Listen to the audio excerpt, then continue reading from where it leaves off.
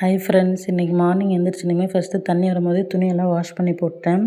அதுக்கப்புறம் சமைக்க தேவையான பொருளை எடுத்து வச்சுட்டு கீரையை ஃபஸ்ட்டு சுத்தம் பண்ணிட்டேன்.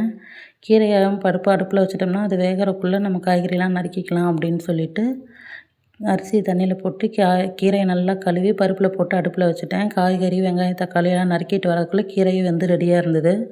அப்புறம் ஒரு அடுப்பில் சாப்பாடு, அப்புறம் மார்னிங் பிரேக்ஃபாஸ்ட்டு பொரியல் எல்லாம் ரெடி பண்ண ஆரம்பிச்சிட்டேன்.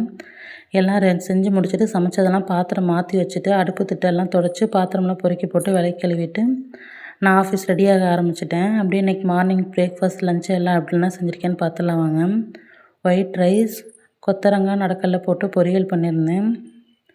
அப்புறம் தக்காளி ரசம், கீரை கடையல். மார்னிங் பிரேக்ஃபாஸ்ட்டுக்கு வந்து சேமியாவில் கேரட் பீன்ஸ் எல்லாம் போட்டு செஞ்சுருந்தேன். தேங்காய் சட்னி. அப்புறம் நான் ஆஃபீஸ் ரெடி ஆகிட்டு நானும் சாப்பிட்டு ஆஃபீஸ் கிளம்பிட்டேன். பாய் ஃப்ரெண்ட்ஸ், ஈவினிங் விலாகில் பார்க்கலாம்.